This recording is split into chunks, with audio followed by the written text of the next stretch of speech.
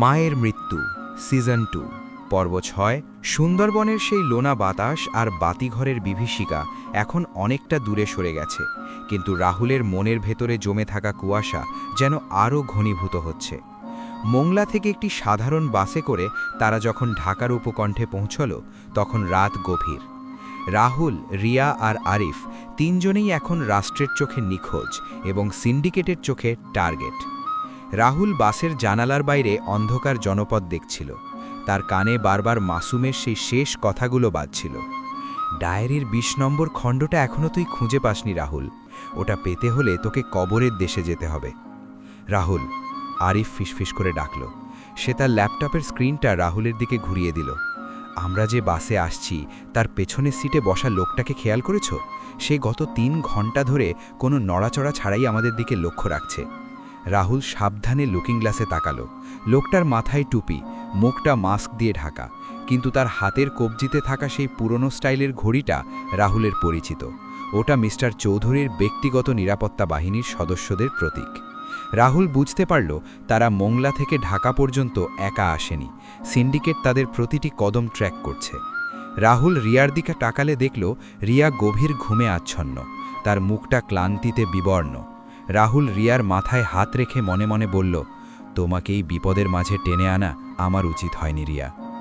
আরিফ, বাস যখন সাভারের মোড়ে থামবে আমরা নামব না, রাহুল নিচু স্বরে নির্দেশ দিল। আমরা চলন্ত বাস থেকে লাফ দেব। আমাদের গন্তব্য এখন ঢাকা নয়, আমাদের গন্তব্য হল পাবনার সেই পুরনো গ্রাম যেখানে মা তার কৈশোর কাটিয়েছিলেন। মাসুম বলেছিল সত্যের কবরের কথা। মায়ের ছোটবেলার ওই গ্রামে একটা পুরনো পারিবারিক কবরস্থান আছে। বাস যখন ধামরাইয়ের একটি নির্জন এলাকা পার হচ্ছিল, রাহুল আরিফকে ইশারা করল। তারা অত্যন্ত সাবধানে রিয়ার ঘুম ভাঙালো এবং বাসের পেছনের জানালা দিয়ে একজনের পর একজন লাফিয়ে পড়ল। পিচঢালা রাস্তার পাশে ঝোপের আড়ালে তারা যখন লুকোলো, দেখল বাসটি না থেমে দ্রুত গতিতে চলে যাচ্ছে। সেই রহস্যময় লোকটিও নামার সুযোগ পায়নি। আমরা এখন কোথায়?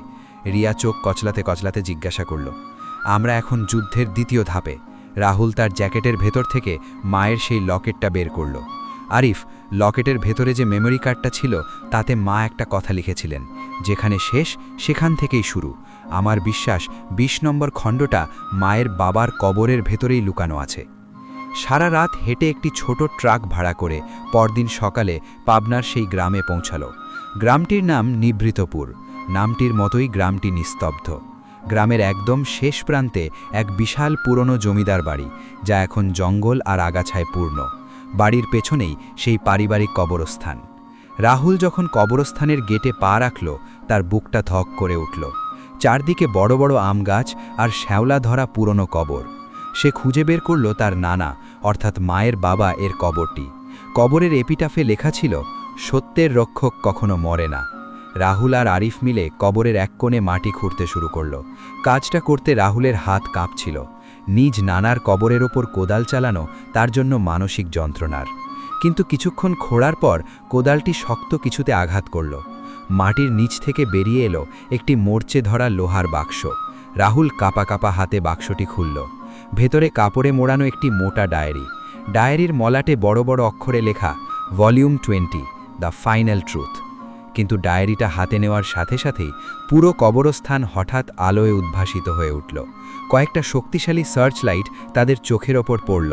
চারপাশ থেকে ভারী বুটের শব্দ পাওয়া গেল। একটা যান্ত্রিক কণ্ঠস্বর মাইকে বেজে উঠল। সাবাস রাহুল, আমরা জানতাম তুমি আমাদের ২০ নম্বর খণ্ডটা খুঁজে দেবে। এখন ওটা মাটিতে রাখো এবং হাত ওপরে তোলো। রাহুল সার্চলাইটের আলোর আড়ালে একটা ছায়ামূর্তিকে দেখতে পেল। লোকটি ধীর পায়ে সামনে এগিয়ে এলো। তার গলার স্বর শুনে রাহুলের শিরদাঁড়ায় দিয়ে একটা শীতল স্রোত বয়ে গেল। লোকটি আর কেউ নয়, জাহিদ সাহেব। অথচ তাকে শেষবার দেখা গিয়েছিল কোল্ড স্টোরেজের অগ্নিকাণ্ডে দগ্ধ হতে। তার মুখের একপাশ পুড়ে বিকৃত হয়ে গেছে, যা তাকে আরও ভয়ঙ্কর দেখাচ্ছে। জাহিদ সাহেব, আপনি মরেননি? রাহুল চিৎকার করে বলল। জাহিদ সাহেব কর্কশ হাসলেন। মরার জন্য তো আমার জন্ম হয়নি রাহুল। আমি এই ২০ নম্বর খণ্ডের জন্য গত ৩০ বছর অপেক্ষা করছি। তোমার মা এটা চুরি করে নিয়ে পালিয়েছিলেন, আজ এটা আমার হাতে আসার সময় হয়েছে। রাহুল ডায়েরিটা শক্ত করে ধরে রিয়ার দিকে তাকালো। রিয়া আর আরিফকে ইতিমধ্যেই জাহিদ সাহেবের লোকেরা ঘিরে ফেলেছে। কবরস্থানের সেই ঘুটঘুটে অন্ধকারে জাহিদ সাহেবের পোড়া মুখের বিভৎস হাসিটা সার্চ লাইটের আলোয় আরও বিভীষিকাময় দেখাচ্ছে। ডায়েরির ২০ নম্বর খণ্ডটা রাহুলের হাতে আগুনের গোলার মতো গরম মনে হচ্ছে। জাহিদ সাহেবের সশস্ত্র বাহিনী চারপাশ থেকে জাল গুটিয়ে আনছে। আরিফ আর রিয়াকে হাঁটু গেড়ে বসিয়ে রাখা হয়েছে। তাদের মাথায় শীতল পিস্তলের নল। রাহুল, জেদ করো না। জাহিদ সাহেব এক পা এগিয়ে এলেন। তার লাঠির ঠক ঠক শব্দ কবরের স্তব্ধতা চিরে দিচ্ছে। তোমার মা সুমি এই ডায়েরিটা আগলাতে গিয়ে তার কণ্ঠ হারিয়েছেন, তার জীবনটা ধ্বংস করেছেন। তুমি কি চাও রিয়া আর আরিফের পরিণতিও তেমন হোক?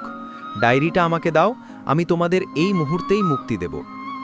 রাহুল ডায়েরিটার দিকে একবার তাকালো। কাপড়ে মোড়ানো সেই পুরনো খাতাটি যেন ইতিহাসের এক অভিশপ্ত দলিল। সে ধীর পায়ে জাহিদ সাহেবের দিকে এগোতে লাগল, কিন্তু তার মস্তিষ্ক তখন আরিফের শেখানো সেই এমার্জেন্সি কোড নিয়ে ভাবছে। রাহুলের পকেটে থাকা ছোট জ্যামারটি সে নিঃশব্দে সক্রিয় করল। আপনি এই ডায়েরির জন্য এত পাগল কেন জাহিদ সাহেব?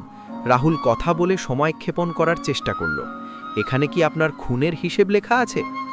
জাহিদ সাহেব উচ্চস্বরে হাসলেন। খুন? রাহুল, খুন তো ছোট অপরাধ। এই ডায়েরিতে লেখা আছে ওই আর্কিটেক্টের আসল পরিচয়, যার নির্দেশে এই দেশটা পর্দার আড়াল থেকে চালানো হয়। এই ডায়েরি যার হাতে থাকবে সেই হবে এই ভূখণ্ডের অদৃশ্য ঈশ্বর। তোমার মা সেই ঈশ্বরকে সাধারণ মানুষের কাতারে নামিয়ে আনতে চেয়েছিলেন। কত বড় বোকামি, তাই না? রাহুল জাহিদ সাহেবের খুব কাছে পৌঁছে গেল। জাহিদ হাত বাড়ালেন ডায়েরিটা নেওয়ার জন্য। ঠিক সেই মুহূর্তে রাহুল চিৎকার করে উঠল, আরিফ, এখনই! রাহুলের পকেটের জ্যামারটি সক্রিয় হতেই জাহিদ সাহেবের লোকদের হাতের অত্যাধুনিক লেজার স্কোপ আর ওয়াকি টকিগুলো বিকট শব্দে ফেটে পড়তে লাগল। সার্চ লাইটগুলো এক নিমেষে নিভে গিয়ে চারপাশ আবার অন্ধকারে ডুবে গেল। জাহিদ সাহেবের লোকেরা বিশৃঙ্খলার মাঝে এদিক ওদিক গুলি চালাতে শুরু করল। রাহুল ডায়েরিটা জ্যাকেটের ভেতর পুরে জাহিদ সাহেবকে এক ধাক্কায় মাটিতে ফেলে দিল। রিয়া, আরিফ, গেটের দিকে দৌড় দাও। অন্ধকারের মাঝে গুলির ঝলকানি দেখা যাচ্ছে। রাহুল দেখতে পেল জাহিদ সাহেবের এক বডিগার্ড রিয়ার দিকে পিস্তল তাক করছে। রাহুল ঝাঁপিয়ে পড়ে বডিগার্ডের হাত চেপে ধরল। ধস্তাধস্তির এক পর্যায়ে একটা গুলি লক্ষ্যভ্রষ্ট হয়ে নানার কবরের এপিটাফে গিয়ে লাগল। পাথরের টুকরো ছিটকে এসে রাহুলের কপালে লাগল। রক্তে তার চোখ ভিজে গেল, কিন্তু সে থামল না। তারা কবরস্থানের ভাঙা পাঁচিল টপকে পেছনের জঙ্গলটার দিকে দৌড়াতে লাগল।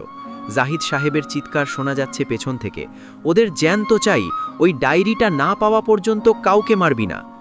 জঙ্গলের গভীরে একটা পুরনো পরিত্যক্ত কুয়ার পাশে এসে তারা থামল। আরিফ হাঁপাচ্ছে, রিয়ার কাপড় কাঁটায় ছিঁড়ে গেছে। রাহুল বুক পকেটে হাত দিয়ে নিশ্চিত হলো ডায়েরিটা ঠিক আছে কিনা। হ্যাঁ, ২০ নম্বর খণ্ডটি এখনও তার কাছে। রাহুল টর্চের আলো জেলে ডায়েরির প্রথম পাতাটা খুলল। প্রথম পাতাটি কোনো সাধারণ কাগজ নয়, ওটা একটা পুরনো হাতে আঁকা মানচিত্রের মতো, যার উপর ছোপ ছোপ রক্তের দাগ। মানচিত্রের মাঝখানে একটি সিল মারা আছে, প্রজেক্ট জেনেসিস ১৯৭১, আর তার নিচে সুমি বেগমের অর্থাৎ রাহুলের মায়ের হাতের লেখা একটি বাক্য লেখা। রাহুল, তুমি যদি এই পাতাটি পড়ো তাহলে জানবে তুমি যাকে তোমার জন্মদাতা ভাবছ সে আসলে তোমার জীবন ধ্বংসকারী। এই ডায়েরিটা যখন পূর্ণ হবে তখন তুমি বুঝতে পারবে কেন মাসুমকে আমি বাঁচাতে পারিনি।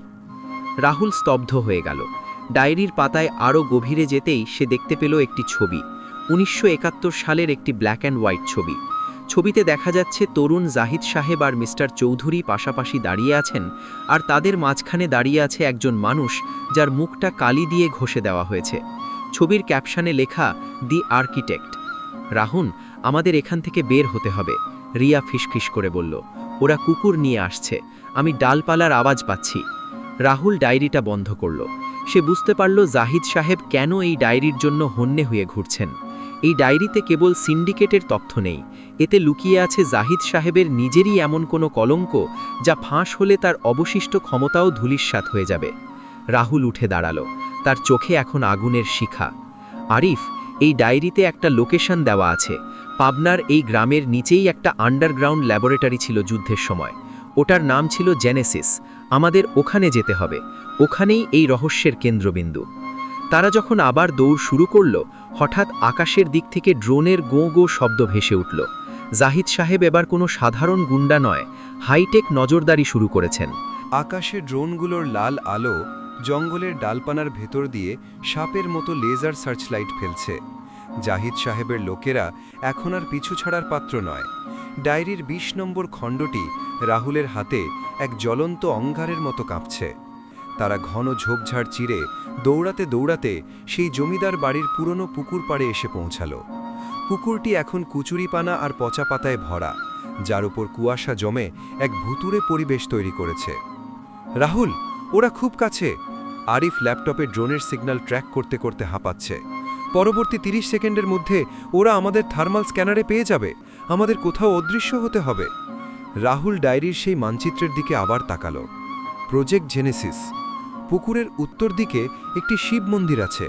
ডায়েরি বলছে সিংহাসনের নিচে পথ আছে। তারা অন্ধকারে হাতড়ে সেই ভাঙা মন্দিরটি খুঁজে বের করল। মন্দিরের চূড়া খসে পড়েছে, চারদিকে বাদুরের ডানা ঝাপটানোর শব্দ। রাহুল মন্দিরের ভেতরে ঢুকে সেই বিশাল পাথরের শিব মূর্তিটির দিকে তাকালো। তার সারা শরীর ঘামে ভিজেছে, কিন্তু মস্তিষ্ক কাজ করছে বিদ্যুতের গতিতে। সে মূর্তির বেদির নিচে একটা বিশেষ খোদাই করা চিহ্নে ফাত রাখল, একটি বাজ পাখির প্রতিকৃতি, যা সিন্ডিকেটের পুরনো লোগো। রাহুল পুরো শক্তি দিয়ে পাথরটি ঘোরাতেই ঘর ঘর শব্দে মন্দিরের একপাশের মেঝে সরে গেল। নিচ থেকে ভ্যাপসা ঠান্ডা আর রাসায়নিকের এক অদ্ভুত গন্ধ নাকে ধাক্কা দিল। নিচে নামো, জলদি! রাহুল রিয়া আর আরিফকে ধাক্কা দিয়ে সুড়ঙ্গের ভেতরে পাঠিয়ে দিল। সে নিজে ঢোকার ঠিক আগে দেখল জাহিদ সাহেবের লোকেরা মন্দিরের গেটে এসে পৌঁছেছে। রাহুল দ্রুত পাথরের স্ল্যাবটি টেনে বন্ধ করে দিল। সুড়ঙ্গের ভেতরটা ঘুটঘুটে অন্ধকার। রাহুলের টর্চের আলোয় দেখা গেল দেয়ালগুলো ইটের নয়, বরং কংক্রিট আর ইস্পাতের। এটি কোনো সাধারণ পুরনো সুড়ঙ্গ নয়, এটি একটি হাইটেক বাংকার। সুড়ঙ্গ দিয়ে নিচে নামতেই তারা একটি বড় হলের সামনে এসে থামল। হলের মাঝখানে জং ধরা কিছু পুরনো কম্পিউটার সার্ভার আর স্টেইনলেস স্টিলের টেবিল পড়ে আছে। দেয়ালের একপাশে বড় বড় অক্ষরে লেখা, project Genesis, a new order. Rahul, এটা তো কোনো টর্চার সেল মনে হচ্ছে না, এটা একটা বায়োলজিক্যাল রিসার্চ ল্যাব ছিল। আরিফ সার্ভারের কাছে গিয়ে ধুলো ঝাড়তে শুরু করল। ১৯৭১ সালে যুদ্ধের আড়ালে এরা এখানে কিছু একটা তৈরি করছিল। রাহুল ডায়েরির ২০ নম্বর খণ্ডের মাঝামাঝি একটি পাতা খুলল। সেখানে তার মায়ের হাতের লেখায় লেখা আছে, জাহিদ আর চৌধুরী কখনোই বুঝতে পারেনি যে আমি ডায়েরিটা কেন সরিয়েছিলাম। তারা ভেবেছিল ওটা টাকার হিসেব, কিন্তু তারা জানতো না যে জেনেসিস প্রজেক্টে তারা দুজন মানুষকে তৈরি করেছিল। রাহুল আর মাসুম কেবল যমজ ভাই নয়, তারা ছিল একটি জেনেটিক এক্সপেরিমেন্ট, যাদের রক্তে মেশানো আছে এক বিশেষ সিরাম, যা মানুষের আয়ু আর মেধা নিয়ন্ত্রণ করতে পারে। জাহিদ নিজেকে অমর করতে চেয়েছিল এই সিরাম দিয়ে। রাহুলের পায়ের তলার মাটি যেন সরে গেল। সে কি কোনো সাধারণ মানুষ নয়, সে কি কোনো ল্যাবরেটরির সৃষ্টি? রাহুল, এটা দেখো। রিয়া দেয়ালের একটি কাঁচের চেম্বারের দিকে ইশারা করল। চেম্বারের ভেতরে একটি পুরনো ইউনিফর্ম ঝুলছে, যাতে মেজর পদের র্যাঙ্ক লাগানো। ইউনিফর্মের বুকের ওপর নেম প্লেটে লেখা মেজর অরিন্দম বা মেজর অরিন্দম। রাহুল ইউনিফর্মটার কাছে গিয়ে থমকে দাঁড়ালো। মেজর অরিন্দম? তবে কি অরিন্দম সাহেবই সেই ছবির সেই মানুষ যার মুখটা ঘষে দেওয়া হয়েছিল? হঠাৎ সুড়ঙ্গের ওপর থেকে একটা বিকট শব্দ হলো। বাংকারের ছাদ কাঁপছে। জাহিদ সাহেব সম্ভবত ডাইনামাইট দিয়ে মন্দিরের মেঝে ওড়ানোর চেষ্টা করছেন। রাহুল, সার্ভারটা চালু হয়েছে! আরিফ চিৎকার করে উঠল। পুরনো মনিটরের পর্দায় কিছু ভিডিও ফুটেজ দেখা যাচ্ছে। ১৯৭২ সালের ফুটেজ। সেখানে দেখা যাচ্ছে সুমি বেগম তরুণী বয়সে একটি ছোট্ট শিশুকে কোলে নিয়ে ল্যাব থেকে পালাচ্ছেন। তার পিছনে বন্দুক হাতে তাড়া করছেন তরুণ জাহিদ সাহেব। ভিডিওর শেষ দিকে সুমি বেগমের কণ্ঠস্বর শোনা গেল, যা আগে কখনো রাহুল শোনেনি। আমি একজনকে বাঁচাতে পেরেছি। রাহুলকে আমি মানুষের মতো বড় করব, কিন্তু মাসুমকে ওরা কেড়ে নিয়েছে। মাসুমকে ওরা শয়তান বানাবে। ২০ নম্বর খণ্ডটা যদি কোনোদিন রাহুলের হাতে পৌঁছায়, সে জানবে তার আসল শত্রু কোনো মানুষ নয়, তার আসল শত্রু হলো তার নিজেরই রক্ত। ঠিক সেই মুহূর্তে বাংকারের দরজাটা বিস্ফোরিত হয়ে ভেঙে পড়ল। ধোঁয়ার কুয়াশা চিরে জাহিদ সাহেব ভেতরে ঢুকলেন। এবার তার হাতে কোনো পিস্তল নেই, তার হাতে একটি অদ্ভুত রিমোট কন্ট্রোল। অনেক হয়েছে রাহুল, জেনেসিস ল্যাবে তোমাকে স্বাগতম। তোমার মায়ের এই ডায়েরিটা আসলে কোনো তথ্য নয়, ওটা ছিল এই ল্যাবরেটরির সেলফ ডিকট্যাট সিস্টেমের পাসওয়ার্ড। তুমি ডায়েরিটা এখানে এনে আমার কাজ সহজ করে দিয়েছ। রাহুল ডায়েরিটা বুকে চেপে ধরে বলল, আপনি নিজের স্বার্থে আমাদের জীবন নিয়ে খেলেছেন জাহিদ সাহেব। মা আপনাকে ঘৃণা করতেন, আর আজ আমিও করি। জাহিদ সাহেব রিমোটের একটি বোতাম টিপলেন। পুরো বাংকারে লাল আলো জ্বলতে শুরু করল। একটি যান্ত্রিক শব্দে বাংকারের একদিকের দেয়াল সরে গিয়ে বিশাল একটি সিন্দুক বেরিয়ে এলো। সিন্দুকের ভেতরে রাখা আছে একটি উজ্জ্বল নীল রঙের তরল, সেই জেনেসিস সিরাম। রাহুল, তুমি আর মাসুম ছিলে এই সিরামের প্রথম সফল টেস্ট, কিন্তু তোমার রক্তে এই সিরাম নিষ্ক্রিয় হয়ে আছে। ওটা সক্রিয় করার চাবি আছে ওই ডায়েরির শেষ পাতায়। ওটা দাও আমাকে, আমি তোমাকে তোমার মায়ের মতো শান্তি দেব। রাহুল বুঝতে পারল এই লড়াইটা এখন আর ডায়েরির জন্যে নয়, এই লড়াইটা হলো মানবতার অস্তিত্বের জন্যে। জাহিদ সাহেব যদি এই সিরামের নিয়ন্ত্রণ পান, তাহলে তিনি পুরো দেশকে এক বিশাল জেলখানায় পরিণত করবেন। রাহুল রিয়ার দিকে ইশারা করল। রিয়া নিচু হয়ে আরিফের ব্যাগ থেকে একটি ছোট্ট ফ্ল্যাশ ড্রাইভ বের করল। রাহুল জাহিদ সাহেবের দিকে তাকিয়ে ধীর পায়ে এগিয়ে গেল। আপনি সিরাম চান? তবে নিন। রাহুল ডায়েরিটা জাহিদ সাহেবের দিকে ছুড়ে দিল, কিন্তু তার আগে সে ডায়েরির পেছনের কাভারে থাকা একটি ছোট্ট তার ছিঁড়ে দিল। মুহূর্তের মধ্যে বাংকারের সার্ভারগুলোতে বিদ্যুৎ চমকাতে শুরু করল। না! জাহিদ সাহেব চিৎকার করে উঠলেন। বাংকারের ভেতরের লাল জরুরি আলোটা পাগলের মতো ঘুরছে। সার্ভারগুলোর ভেতর থেকে বৈদ্যুতিক স্ফুলিঙ্গ ছিটকে বের হচ্ছে। রাহুল ডায়েরিটা জাহিদ সাহেবের দিকে ছুড়ে দিলেও তার ভেতরের সেই গোপন তারটি ছিঁড়ে দেওয়ায় পুরো ল্যাবরেটরির সিস্টেম এখন ক্র্যাশ করছে। জাহিদ সাহেব হিতাহিত জ্ঞান হারিয়ে মেঝের উপর ডায়েরিটা ধরার জন্য ঝাঁপিয়ে পড়লেন। তার চোখে এখন এক আদিম লোভ আর উন্মাদনা। বোকা ছেলে, তুই জানিস না তুই কি নষ্ট করলি? জাহিদ সাহেব কাঁপা কাঁপা হাতে ডায়েরিটা তুলে নিলেন, কিন্তু ততক্ষণে সার্ভার রুমের পেছনের দেয়াল থেকে বের হতে শুরু করেছে এক বিষাক্ত ধোঁয়া। রাহুল রিয়া আর আরিফকে ইশারা করল পেছনের দিকে সরে যেতে।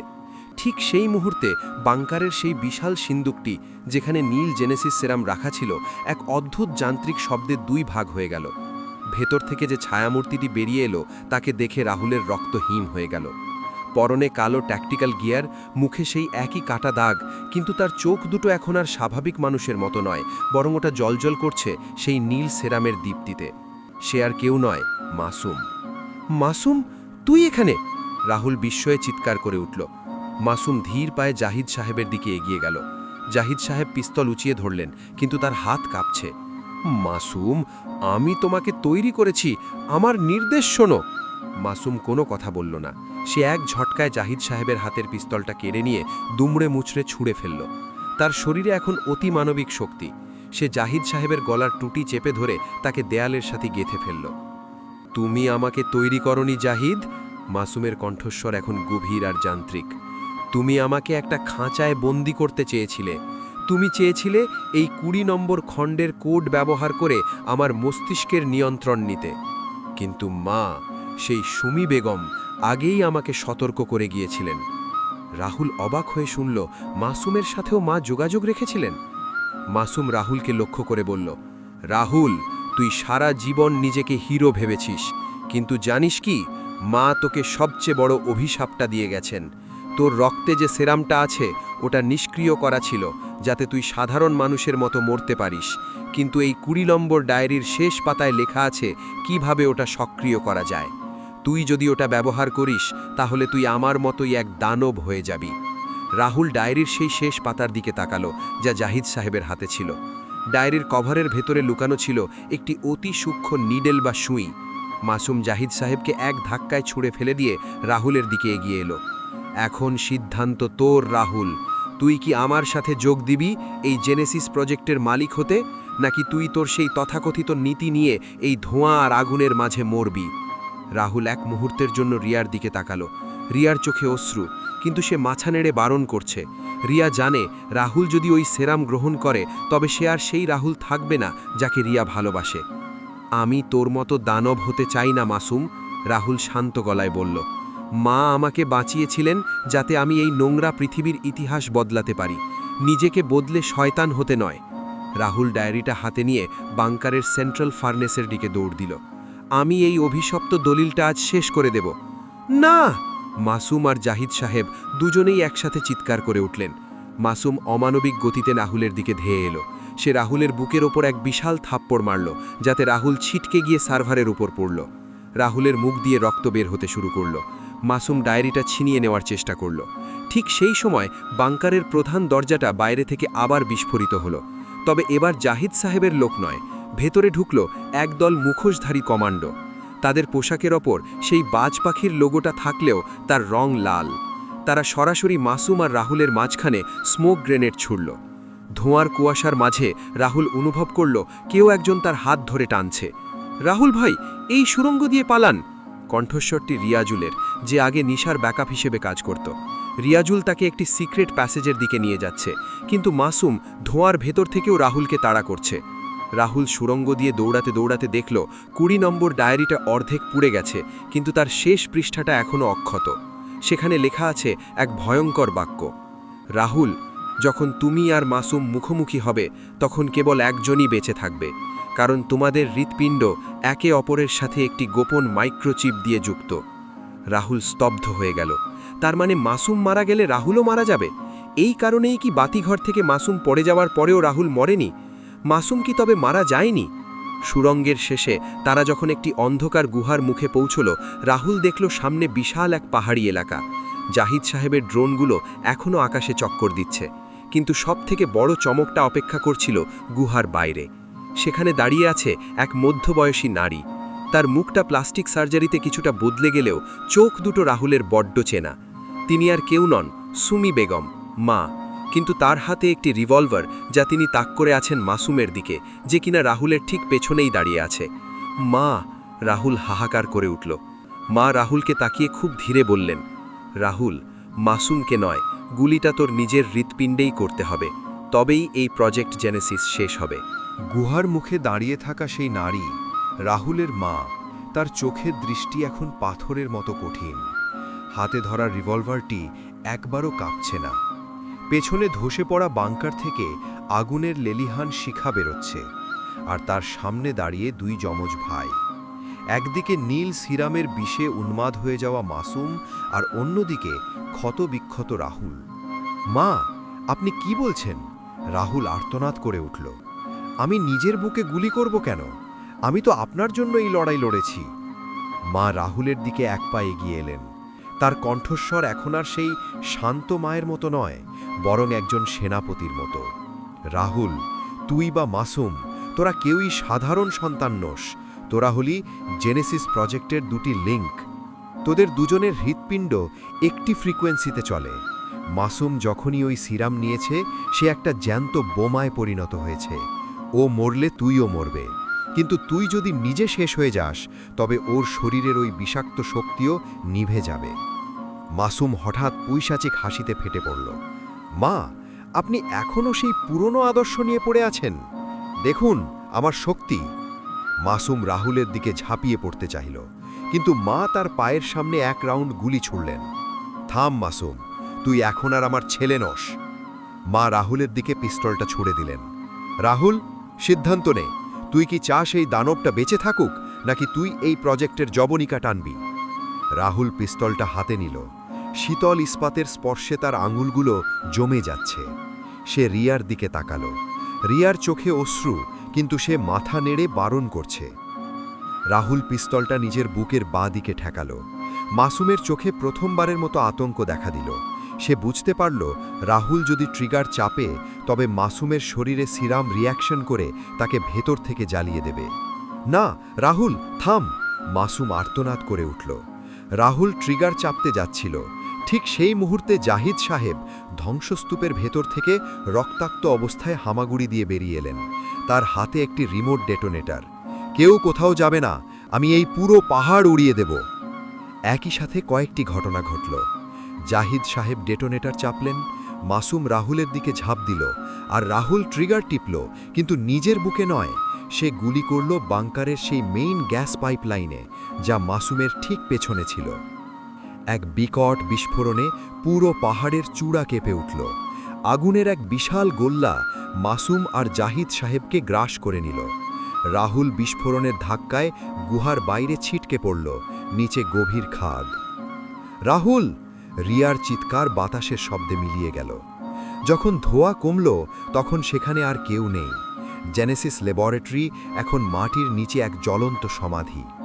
20 নম্বর ডায়েরিটা আগুনের শিখায় ছাই হয়ে উড়ে যাচ্ছে আকাশের দিকে, কিন্তু অদ্ভুতভাবে খাদের কিনারায় পড়ে রইল একটি ছোট্ট ডিজিটাল চিপ, যা ওই ডায়েরির কভারের ভেতর লুকানো ছিল।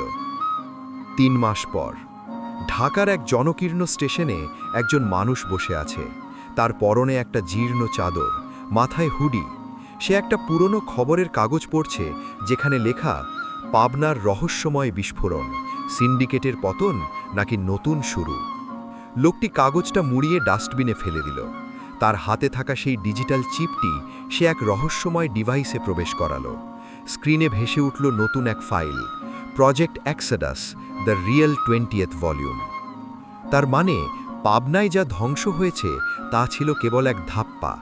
আসল 20 নম্বর খণ্ডটি এখনও পৃথিবীতে আছে, আর তার চাবিকাঠি এখন এই রহস্যময় লোকটির হাতে। হুডি সরাতেই দেখা গেল তার কপালে সেই কাটা দাগ। কিন্তু এই চোখের দৃষ্টিতে রাহুলের সরলতা নেই, আবার মাসুমের উন্মাদনাও নেই। এ যেন এক তৃতীয় সত্তা। হঠাৎ তার ফোনে স্ক্রিনে একটি মেসেজ ভেসে উঠল, স্বাগতম, সাবজেক্ট 0, অপারেশন 11 শুরু হচ্ছে।